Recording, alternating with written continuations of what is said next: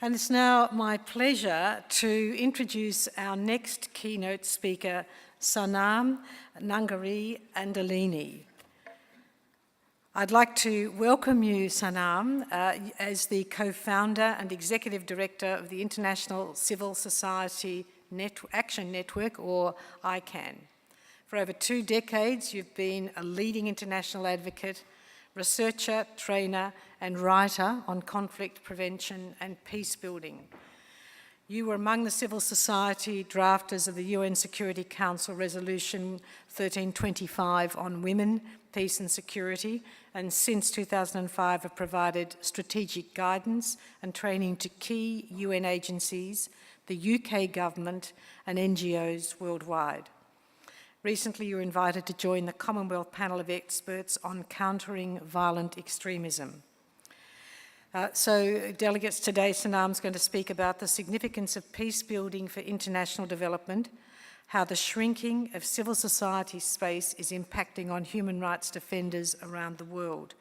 And there will be time after her presentation for questions from the floor and via the app. You can start entering questions into the app during her presentation by simply selecting the session on your app and scrolling down to the live Q&A section. Welcome, Sanam.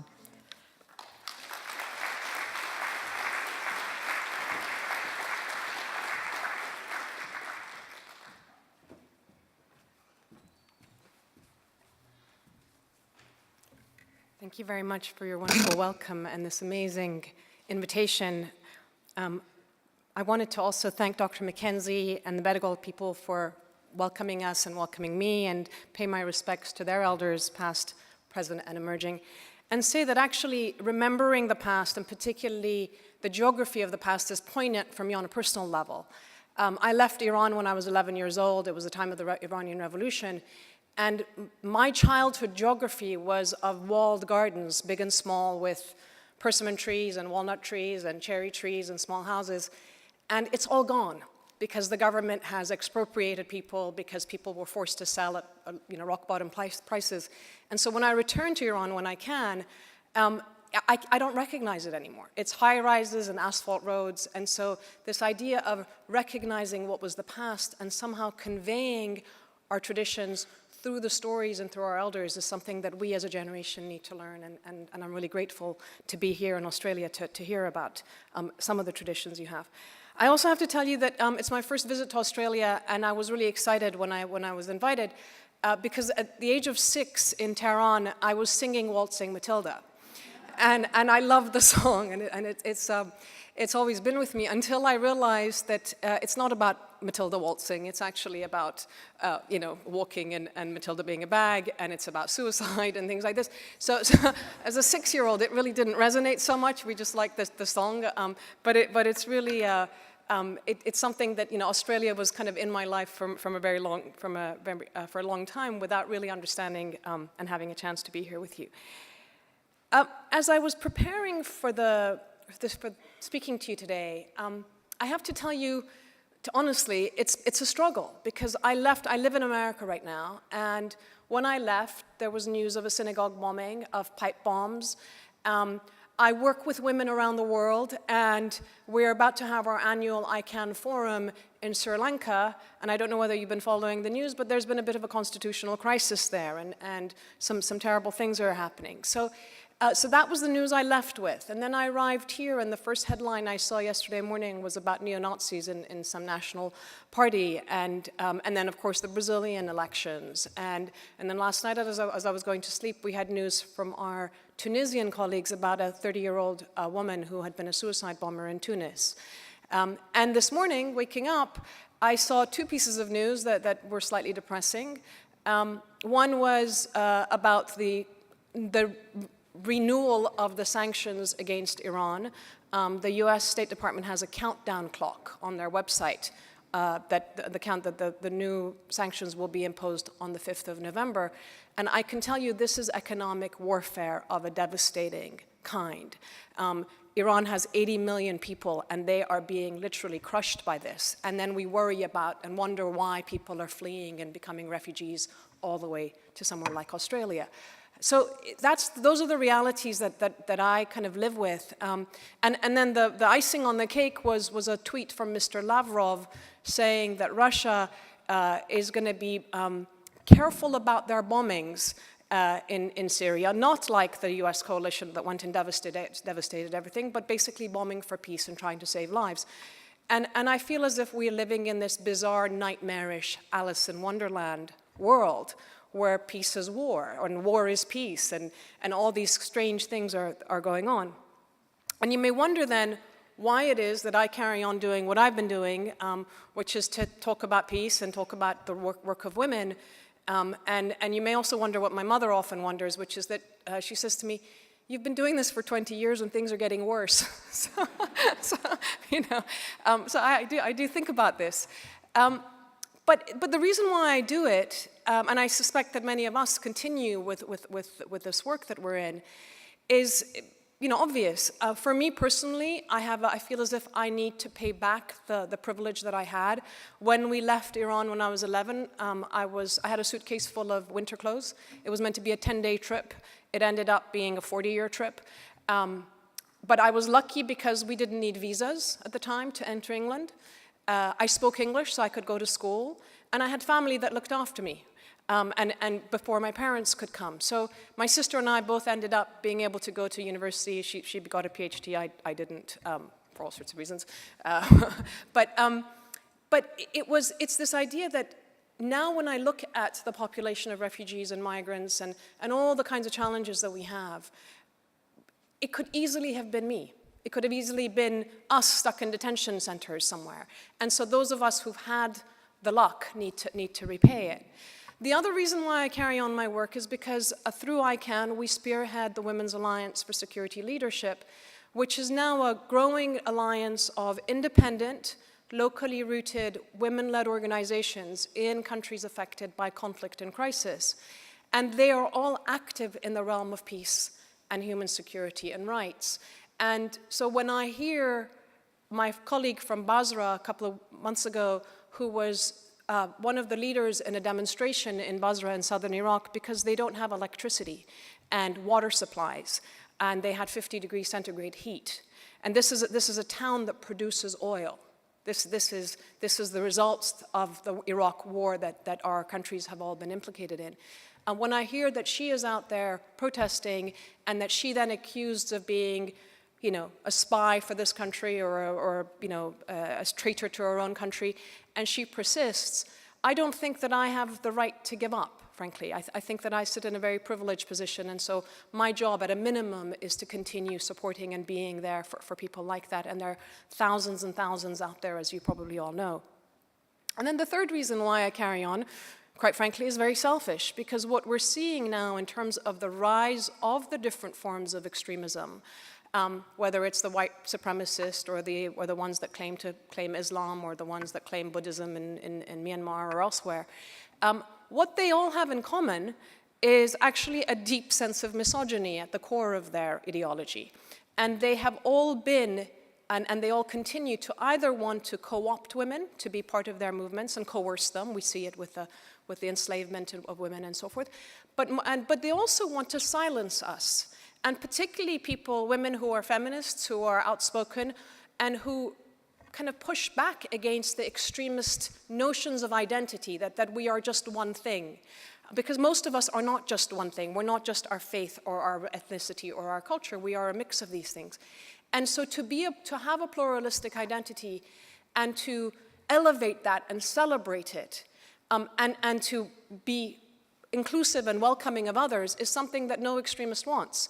And unfortunately, or fortunately, I am exactly that. I'm born in Iran, I was married to an Italian, I live in America, I'm British, I don't know how many languages go through my head at any given moment, and I work globally. So I refuse to be boxed in any sort of way, and I always say that even if I wanted to be a member of one of these groups, they wouldn't want me. So we have to fight our own side now, and we have to challenge these rise of extremisms that are coming and maintain that middle space, because I think the vast majority of us actually are situated there, and we are quite happy to live together in whatever country it might be. So those are the reasons why I carry on my work. And then another aspect of the struggle that I had in terms of preparing for this conference was that it was language around, human rights and development and humanitarian work. And to be honest with you, working with women in war zones and in conflict zones, there is no division between human rights, development, and humanitarian work. It is our reality on it. All these things are there at the same time. And what I thought I might do is to kind of illustrate this with some of the stories that I hear from my colleagues to bring it to you, especially today, because as you may know, tomorrow actually is the 18th anniversary of the adoption of Security Council Resolution 1325 on women, peace, and security at the Council. So it's a coming of age moment for those of us who have been in this sector. And I think that through this resolution, we see how, in practice, these issues of rights, human security, and peace actually come together in a very practical sort of way, because women, believe it or not, are extremely practical when it comes to matters of war and peace. So the first story I wanted to share with you is from my colleague Pauline Diak, Dr. Diak, who is from South Sudan. She has been one of the few women who has been involved in the actual peace negotiations in Sudan, and South Sudan, and they recently signed a peace agreement. And she was speaking to us in July of this year, and she said, she was trying to explain what's going on in Sudan and South Sudan and what happens to women, and she said, in South Sudan, women don't even have time to die. And I just want you to stop and think about that. What she meant was that young men are killing each other. That's the nature of the war. We somehow, our boys get instrumentalized into becoming fighters. But she said the elder men of the community, the leaders, are so distraught by what's happening. They're so traumatized by what's going on that they're actually getting sick, and they're also incapable of functioning, and many of them are dying early from illness. But meanwhile, the women are left to look after everybody, to look after the young, to look after the sick, to go and get the food, to go and get the firewood. And she says, they get up at 4 in the morning and they're busy all day. And they don't have time to die, right? And this is the story of women in war zones everywhere, whether it's the Solomon Islands or in Iraq or in Syria or elsewhere. We hear this over and over again, and yet they are still so invisible from so much of the work that we're doing internationally. A second story comes also from that region, and it was something I heard recently. So, as you may know, one of the challenges that we have is sexual violence in conflict. And it comes in various forms and shapes and in different contexts. But it happens a lot in displacement settings. And recently I was at a meeting with some UN colleagues, and they were talking about the issue of Darfur and how women who've been displaced, one of the things that happens is that as they go off to collect firewood, they're often raped by militias and gangs and so forth. And our senior UN colleague said, I went up to them and I said, well, why don't you send the men out to do this, right? Obvious question. And the women's response was, well, if the men go, they won't come back, they'll be killed. So women are making the choice, a very rational, very harsh choice daily about going out and risking being raped, but doing so because they want to protect their brothers and their sons and their fathers and their husbands, right? And I bring this back to the issue of the women, peace, and security agenda, because so often we hear that this is just about women wanting rights for themselves, women wanting peace for themselves. I don't know any woman peace builder in the over 20 years that I've been doing this work who doesn't talk about the men in their lives and their communities. Women are always thinking about everybody else around them. And the sad thing and the irony is that we had to wait for women to take the lead before we actually heard this human story of war in places like the Security Council. It didn't exist before that, right? Now it used to be, and it's still the dominant narrative is, states that fight each other, militias and armed groups. We're not actually seeing the human beings that are caught up in the center of these wars. And yet they're there, and it's through the voices of women that we're beginning to see and hear about them. And so we need to, again, recognize and respect that, but also recognize and respect the immense courage that it takes to make the kinds of decisions that these women in Darfur are making. The third story comes from Syria. In 2011, before the Muslim ban in the US, which now doesn't enable us to get visas for colleagues from Iran and Yemen and Syria and Somalia and all these places, we were able to bring some Syrian colleagues over to the US. And it was a time when the Syrian conflict was obviously kind of, gaining attention in the news. But it was so much about should we bomb or do we bomb here or do we bomb there? Who's going to bomb and should we arm this group and should we arm that group? And meanwhile, Syrian women on the ground had mobilized and there were networks that were emerging as peace activists. And one particular group that we work with basically are teaching and have been teaching ordinary people what it means to be an active citizen. And with the simple premise that just because we have different politics or different sort of ethnic or religious identities or sect identities, we don't need to kill each other. We need to be able to talk to each other, right? So teaching that and teaching what it means to resolve differences through dialogue as opposed to through violence and hate, which I think we need in the US these days, frankly, but that's an aside. And she came to America and we had a series of meetings for her, including with some State Department colleagues. And she said to them, "You're all helping us kill each other. You're not helping us talk to each other." And if you think about that, and if you think about how our peace processes are designed, which is 2 days in Geneva and back, and these short time frames and these very formal spaces, and the amount of money that goes into a missile or a drone, or the number of drones and missiles and so forth, versus what goes actually into the business of helping people talk to each other. It's very simple, and yet we don't do it. In 2016, I think it was the Alliance for Peacebuilding in the States did a study, and they found that for every dollar that's spent on peace, 1,885 is spent on defense and security issues. Just think about how if we change that ratio, where we could be possibly. But this again is the reality, that we see women being the first ones to emerge as the voice for non-violent resolution of conflict. And they're doing it on the ground in country after country. In Yemen right now, we have colleagues who have been negotiating the passage of humanitarian relief when the international community is no longer there. Right? They're on the ground, they're able to do this, and they're at the forefront of this kind of work. One of the things that we've learned, and we see it across the board in Iraq, in Nigeria, and elsewhere, is that when women engage in this kind of work, they are reaching out and finding the humanity in the other. And this sounds easy, but just imagine, again, what it takes, how much heart and courage and also strategic tactics and so forth it takes to actually be able to do that. My colleague in Sri Lanka, her son went missing. He was in the army. And in 1998, she led a group of mothers into the jungle to initiate the first conversations with the Tamil Tigers at the time. They went unarmed, without escorts, without anything. It was simply to say, we want to talk. And when she talks about reaching out, knowing that perhaps the men she was talking to could have been implicated in the disappearance or the death, she still doesn't know what the story is. But being able to see them as her son, as somebody else's child, right? I personally don't know whether I would be able to do that if one of my relatives was ever killed in some sort of conflict.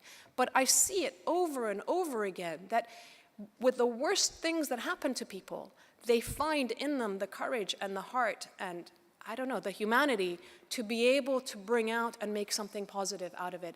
And always with this idea that they don't want it to happen to somebody else. They don't want the pain that they've experienced happening to somebody else. In Iraq and in Nigeria, I have colleagues who also take this approach of seeking out the humanity in others, but they're also tactical in the sense that they are not shying away from culture and religion. Because I think that one of the challenges that we've had as a community and as a sector in the work that we've done is that we have been pushed into a corner where we have the UDHR and we have our conventions and we have our Security Council resolutions, and they're all very legalistic. And we've ceded the space of faith and culture to those who turn around and say, oh, it's not our culture to have women involved in this and that and the other, right? They use culture as a weapon against human rights. And it's so false, it's such a false narrative, and we need to reclaim that space, because that's where people's hearts are. You know, we all of us, our culture and our faith is such an important piece of how we address things. So we need to reclaim that space. And what my colleagues are doing in the places where they're seeing sort of extremism of you know, Boko Haram and ISIS and these kinds of forms, is that they're not saying jihad is bad. They're actually redefining jihad into what it was meant to be, which is that it's a struggle to do God's work. So my colleague Fatima in Iraq says, she's dealing with young men who join militias, she says jihad isn't spilling blood on the streets. Jihad is giving blood in the hospitals. Jihad is helping your community, doing God's work in the community, right? So it's reclaiming that and being able to engage in a way that is culturally relevant and anchored. And I think that these are lessons that we need to take on board in terms of the work that we do as development and humanitarian workers, because the answers are there. The answers are on the ground in the people with whom we work. And often the answers sit with women, but so often we are ignoring and not actually bringing them in and heeding the advice that they have for us, right? They have so much knowledge and wisdom, and we're not really drawing on that. And I wanted to sort of explain, in a sense, from my experience, what it is that I'm seeing in terms of the challenges that we're faced with and why some of these problems exist. Again, if we did a ledger of, on the credit side, UDHR and all the conventions and all the wonderful things that we have, and then on the debit side, what is it that is stopping us from actually progressing? Here are some of the things that I've seen. Number one, in the context of certainly women, peace, and security, but I would say even with the Universal Declaration of Human Rights and others, we have a persistent challenge of apathy, ad hocery, and amnesia. I call it the AAA syndrome, right? People don't care. You're dealing with, you know, so often we're dealing with bureaucrats who aren't really sort of, they don't have their heart and soul in it. There's ad hoc practice because nobody's really held accountable, right, for not practicing these, not putting these things into practice. And then amnesia, even if there's good work that's done, it's forgotten. So many times we have such good practices, and instead of building on them, they disappear. And I say, let's sort of, if we wanted to compare this to other sectors, you know, the tech folks, in the 20 years that I've been in this field, we went from clunky computers to the iPhone, right? They're not reinventing the old wheel. They're building on each other's work. The medical field, you know, so often people say to me, we need evidence of why we should have a gendered approach to, you know, humanitarian work or peace processes and so forth. And I say the evidence is that 50% of the peace agreements or the peace processes that we see fail. 50% fail. Would you go to a heart surgeon for heart surgery with a 50% failure rate? Would you go to a dentist for, you know, for a root canal if you knew that 50% of the time his hand or her hand is about to shake and, you know, do damage? We wouldn't, right? And yet in our field, there is no accountability for our governments, for the mediators, for the international institutions, and so this can go on. The second thing, and this is a big one for me, is that we take peace for granted. Right? As I said, we're not funding peace. We assume that it's just there. And I think the events that are taking place in America right now are a wake-up call to everybody that there is a point at which you've really scraped the bottom of the barrel. I know that in the world of prevention of violent extremism and countering violent extremism, we have our colleagues in the security sector who very often say, we're interested in violent extremism. Right? That's all we're interested in. And then we have colleagues on the ground in Nigeria and Pakistan and elsewhere who say, well, before we get the violence, we see the extremist rhetoric. We see the hate speech. We see this sort of, you know, fueling of anger and bigotry. And not only that, we see the violence against Guess who? Women, minorities, the LGBT community, and others. The violence is there. But our international community has chosen to not recognize those forms of violence as violence that matters, because especially when it comes to women or LGBTQ, we say that's cultural violence. That's culture. That's not real violence, right? That violence is their culture. And yet, it's this that you can connect the dots between those incidents and that rhetoric and what's happened in those countries, all the way to the truck bombs and the extremism that we see in the Western countries. So we need to pay attention to that rhetoric and address it and put more resources into what social cohesion means, into what inclusivity and belonging for everybody means. And I say this often to my, in the US and elsewhere, that there's no point in telling somebody like me or a second or third generation, Pakistani child or Iranian or whoever, that they belong if they don't feel the sense of belonging, if they don't see themselves reflected in the art or the history or the music or the geography that's being taught in their schools, right? So we have to rethink how we think about social cohesion, because we are living in the age of extreme pluralism. Whatever we do or not, we're all in this together. And so we have to actually celebrate the pluralism and see it reflected, so that we are pushing back against those who channel and draw out the issue of belonging and dignity as came out. The third thing that I've seen, and I'm glad it was brought up earlier, is that these issues are linked to the fact that we've had 40 years of economic policies that have told us to cut down on education and welfare and health and local services, right? In the name of growth, whatever that is. I have a colleague who's a feminist human rights economist, and she says, what's growth for? Who is it for? It's not for the majority of the people that we know, it's for the top 1%. Or the top 0.1%. So we need to rethink our economic policies, because not only it's creating the inequality that we're seeing and a sort of break between the top and the bottom of every society, but by shrinking the services, by not providing decent education and decent health, other forces have filled those vacuums in all the countries we know. I was in Kenya some years ago, and I saw this. I kept saying, well, where is the development aid? If women aren't seeing it and the young men aren't seeing it in places like Kibera, which is a big slum outside of Nairobi, where is all this money going? Is it actually even coming to Kenya? Is it staying at the governance level? It's not on the ground, right? And in Jamaica, I was talking with gang members, and they told us that in some areas, the local gang leaders are identifying the smart kids in school and making sure they go through school, through high school, through university, to come back and be their man in government or politics or whatever. This is how the criminal organizations have actually co-opted, if you want, some of the social and economic rights dimensions of the Human Rights Declaration.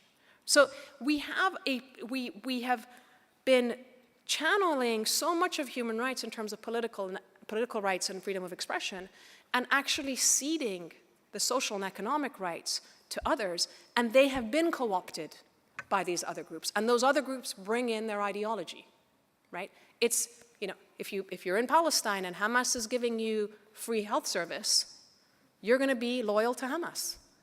If you're in Lebanon and there's a bombing, an Israeli bombing of Lebanon in 2006, and Hezbollah is giving you cash to build your houses and schooling and healthcare, you're going to be loyal to Hezbollah, right? This is the reality that's out there. So we have to reclaim, again, the social and economic dimensions of the human rights issues. And then I think a couple of other things that just because of time, I'll raise. When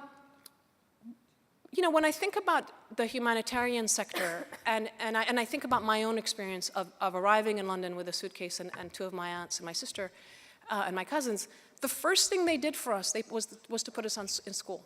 The most important thing for any family, and I would challenge any of you who have children to think about this, what matters most, right? Just because there's a crisis doesn't mean life stops. We have to have things like education integrated, not just as a right for the children, but as a responsibility that we as adults have to the children of the world, to the next generation, right? And you can think about it as selfishly as you want, because we don't want a generation of illiterate kids growing up. But education and healthcare and so forth have to be integrated into the humanitarian spaces and sectors that we're in. And as difficult as it may sound, what we should be really doing is saying, what's the social capital on the ground that already can provide that? And that's what I see. That's what I see with the women that I work with, that they're saying, we can do this. We are doing this. And yet the resources aren't going to them. And then one other thought that I think is important is that so often we have a very functional approach, right? I was at the World Bank a few years ago, and they were talking about microcredit and entrepreneurship in, I don't know, wherever they provide support for. And I looked around the room, and every single one of the people sitting in the room was a World Bank or an IFC or some employee of a big multilateral organization.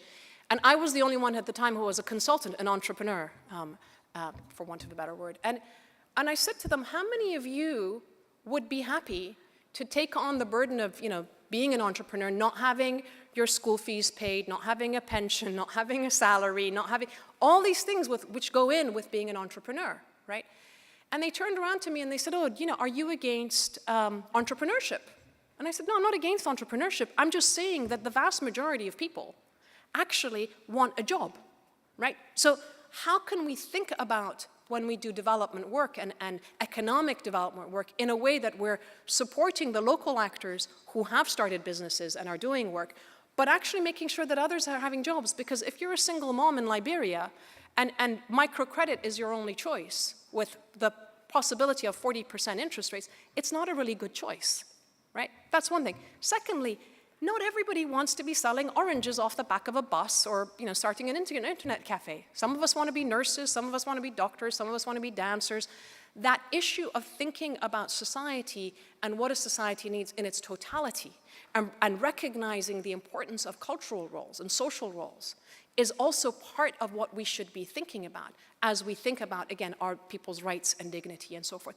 And the culture aspect is so important when it comes to social cohesion and healing. Just last week in Mosul, in one of the areas which had been an ISIS camp, they had a concert, and it was Vivaldi. And what that one concert did in terms of healing people and helping with the trauma is probably far more than all the policies and recommendations and documents and whatever else it is that our sector does, right? Music and art touch us in different ways. Theater touches us in different ways. And they can be income generating and bringing people together in positive ways. So these are just some of the ideas that I wanted to share with you. And to end with a couple of additional thoughts. Number one, we have to shore up the local voices. At ICANN, one of the things that we've started is the Innovative Peace Fund, because we think it's important that our partners on the ground get money to be able to do the work that they do, not the work that I tell them to do. Because what our approach is that we trust them. We trust that they know what's needed, and they understand what's going to work. And so our job is really to enable them to have the resources to get on with it. And that level of respect is something that I think we have to bring on board in terms of the work that we do with local partners. We have to recognize, and I think these are sort of two last thoughts because of my 2-minute warning, is that the private sector is really important, and it was really great to hear about the ethical fund here. But what I would like us to see is that it's not just that we have the private sector as social investors or as getting involved in terms of giving us donations and writing the check and so forth. The private sector has enormous access and clout to the political space, right? So it's not just about giving us the money. It's actually about putting their mouth where their money is, helping us as advocates to get in to speak to the politicians and others, right? This is something that's really important, and I get it. It's, people get sensitive about these things. They think that peace is political. They think that they don't want to rock the boat. But the truth of the matter is that wars and violence only benefit a tiny, tiny sector of the private sector, right? The vast majority of companies do much better in peace times. And so we need to engage them to be part of our community of supporting the demand for peace. And similarly, I think that we have an opportunity with the next generation that's coming through of engaging the younger public in terms of their ethics and their power as consumers. In America right now, with the gun violence that's been happening, the young kids from Florida realize that the political system needs to be fixed, but it's going to be a long haul. But one of the things that they did was they went after the companies that sold the guns and the bullets. They went after the companies that were advertising on Fox News and elsewhere in terms of, when Fox News was denigrating the work of the anti-gun lobbies and so forth. They recognize their power as consumers. We already have good practices around conflict diamonds, right? Why can't we do the same thing for conflict bananas or conflict soya? Because we know, those of you who work on climate change, we know that so many of our environmental actors and defenders are being killed by forces that are associated with the agribusiness. So why not tell the public and get them involved so that we engage and have ethical practices at that level? And then finally, I think two final thoughts. One is we as a sector need to speak truth to power. Right? I get it that we get contracts and we get funding from governments and we don't want to be, we don't want to rock the boat too much off it, but we are powerful and it is expected of us. So I think that we have to raise the uncomfortable truths and if we work together, can make the difference in that space. And finally, I'll end with a very simple thought of empathy. Next time you're doing this work or planning or in the field or wherever you're thinking about, put yourselves in the shoes of the person that you're trying to help. And ask, what is it that you would like?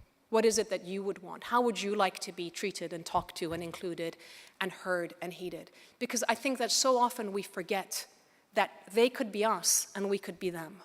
And this is something that is the essence of, I think, at the core of the work that we do. If we lose that, then so much of what we're doing is lost. Thank you very much.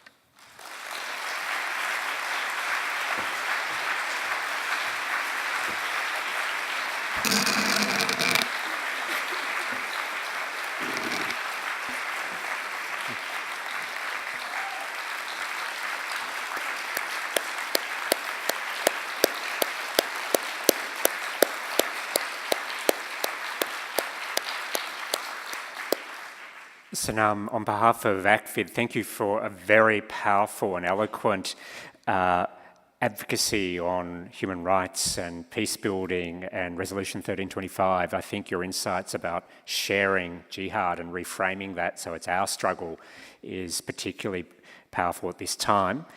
I'd like now to invite Denise Cauchi, who is a well-known peace and human rights activist, Denise Cauchi OIM, to come up and moderate questions with you, with the audience. And please, folks, you can ask questions from the microphones or you can use your app to send questions and we'll be able to gather them and ask Sanam. Thanks, Mark, and thanks, Sanam, for a very, very inspiring and provocative presentation. We have a couple of different ways of getting the questions to Sanam. One is through the app, which I have here, and we're also going to do a bit of old school as well of putting up hands. So while you're framing your questions, I thought we'd just kick off with the Women, Peace and Security Framework and the national action plans, because there are quite a few people in the room who are involved in the drafting of Australia's second national action plan, which is taking effect next year. In your presentation, you shared stories about how women are, at the front line constructing peace on a daily level. And the national action plans, or Resolution 1325, has got a very strong component on the participation of women in peace processes and in the construction of peace. So I was just wondering if you had any kind of insights to share for those of us who are going to be involved in that NAP process around how we can support the peace part of the National Action Plan.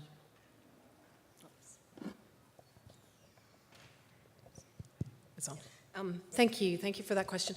I think in a way, I mean, to me, the simplest question is, or one of the simplest approaches is to say, where is Australia engaged? Where does Australia have significant clout and power and influence, right? Are there peace processes that it's involved in, and use that space to say, okay, let's say it's Solomon Islands, or let's say it's Yemen, for that matter. What will Australia do to engage Yemeni peacemakers? They exist, they're there. Networks like mine and others can actually identify them. But it's that question of, will you talk to them? Will you advocate for an inclusive process? Slowly we're moving the dial from this idea of there's track 1 and track 2, high level, and to saying they have to be inclusive processes. And so will Australia join the UK and others in this message in the places where it has, it plays a significant role.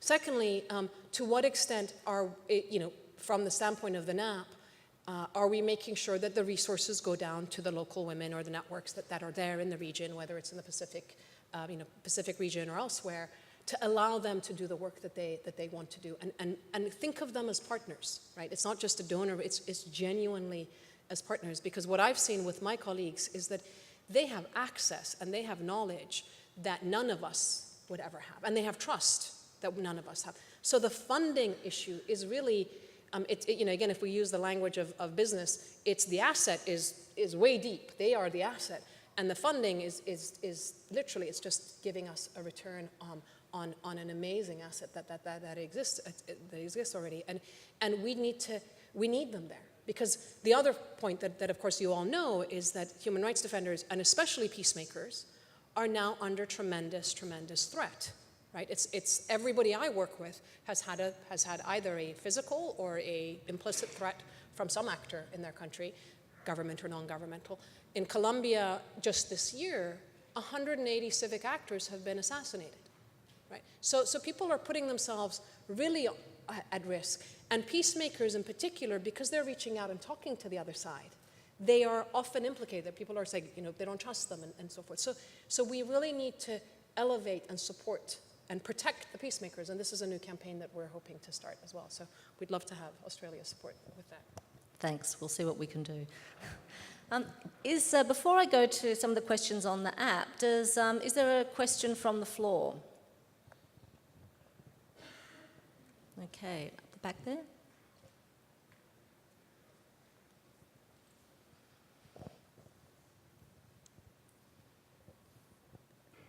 G'day, it's a long way away. Thank you, Sanam. My name's James Cox. I'm with a brand new, tiny peace-building organisation focused on the Pacific region called Pacifica. So I'm delighted to have heard you talk to us today.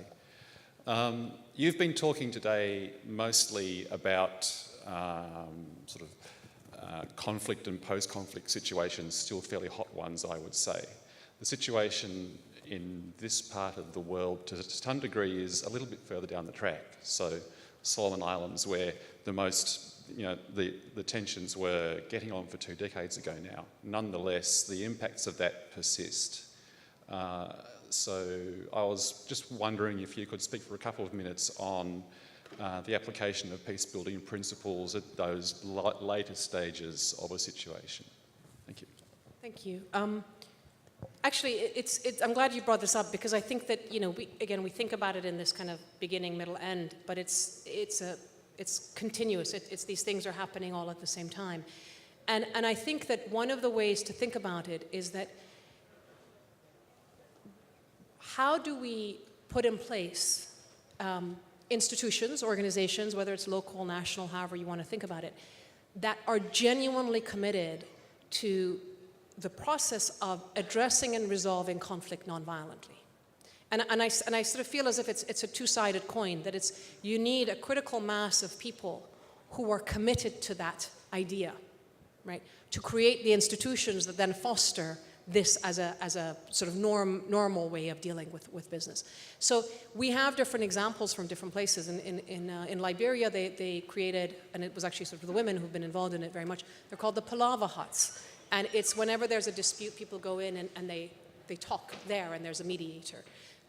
There have been mechanisms such as peace councils and peace committees in different countries that the South Africans actually initiated back in the 1990s, again with the idea of having local people who are trained as mediators so that any dispute that comes up, they're automatically there. It might be a car crash, it might be, somebody says there was a theft, anything in places where there's tension to have that kind of sort of mechanism. Similarly, in parts of West Africa, they've had a women's situation room, which is interesting, because they realize that there's a lot of violence around elections. So first they went and they got politicians from different sides to actually sign agreements saying that they weren't going to fuel violence and sort of they're going to tone down the rhetoric. But also they had a situation room where information could come in from different places, so that again they could send out people to calm things down. It's a little bit like having it's like the analogy of a sprinkler system for fire, right? What measures do we have in place as we hear and see challenges coming up? And I think that in places that, if we're talking about sort of the conflict has happened and now we're sort of trying to cobble together reconciliation of some form, this is, I think, a place where so much of the social cohesion and recognition of each other symbolically and practically matters, right? So in South Africa, they took the flag and they merged the flag of the ANC with the traditional flag. They made the national, in the parliament, there are 13 national languages, right? In Liberia, they didn't do that. The flag is still a symbol with a boat that is arriving on an empty island, which is a problem because there were actually indigenous people in Liberia when the American slaves arrived, right? These are small things, but they actually are important in the idea of acknowledging the other's pain and suffering and so forth. And I think that one of the challenges, if we have time, is that we have to be realistic about the fact that we're not going to bring everybody to justice. You're not going to have a legal system that can deal with every case of rape and every case of human rights abuses. It's not feasible, unfortunately. And so what other ways, how do we broaden the notion of justice so that it kind of has a social dimension, which goes into the economic, into the development sector, right? So when I look back at, say, the testimony of young women from Sierra Leone in the Truth and Reconciliation Commission, there was a young girl who had been kidnapped, she'd been raped, she'd been maimed, forced to fight, and she was brought forward to the TRC, and they asked her, "What do you want?" And she said, "Well, I want to be a doctor." And the TRC was like, "Oh, well, sorry, we can't help you with that. You got to ask the government," right? But this notion of how do we help people move beyond just being a victim, because a victim means somebody did something to you. But if we're able to provide the education or the healthcare opportunities and so forth for them to move beyond their victimhood and reclaim the totality of who they are and who they were hoping to be, that in itself is also part of the reconciliation or moving beyond the social, the social cohesion. So these are complex issues, but I think we have to be thinking about them in sort of realistic ways. I always say that the peace business is a very, very dirty business. It's nice to be purist about all sorts of things, but actually if you're trying to make peace and go beyond where you've been, there are lots of compromises that need to be made, but there are ways of doing it that could hopefully be better. Thanks. We've had a couple of questions on the app around the idea of culture being used as a weapon against human rights. And one person has sent in, you've spoken of culture being used as a weapon against human rights. What can be the role of the mostly white global north-led humanitarian actors who come from cultures that themselves aren't great in challenging this? That's where I think it's so important to engage and have systems in place where you are talking to the local community, right? Because it is, first of all, we as international actors go in with baggage, right? We go in with certain values and so forth. And also we have certain leverage. I have colleagues in the UN who've told me, we were in a workshop and the local elder said, well, sorry, we can't have women because it's against our culture. And a side conversation about, well, if that's the case, then the UN is going to have to shut down this workshop and you're not going to get your DSAs, changed his mind automatically. So don't, there are interesting, gentle ways that one can think about this. But I think the most important is actually bringing women to the table themselves. Because you and I can go, can talk to the cows come home about whether Afghan women should or shouldn't be there. But I know Afghan women are negotiating with the Taliban, right? And so often it is the white Western communities that say, the Taliban won't talk to women. And the women are saying, we're talking to them. We're negotiating with them all the time. So if we bring them to the table and we facilitate the space for these exchanges, not only it happens, but secondly, most importantly, is that they know how to navigate their own cultures. They know how to frame things, right? So that it gets done. And I'll give you an example of how, if we have time, of one of these things.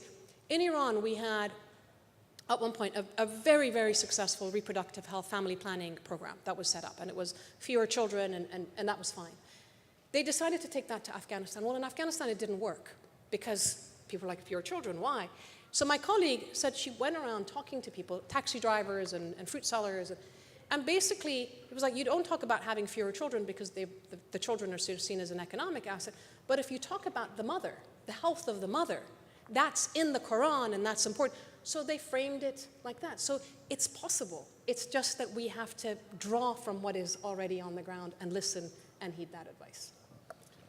Okay, thank you, Sanam. Unfortunately, we have run out of time, but I'm sure Sanam would be more than happy to talk to people in the lunch break and answer the many questions that I'm sure you've all got. So if we could just thank Sanam for her presentation.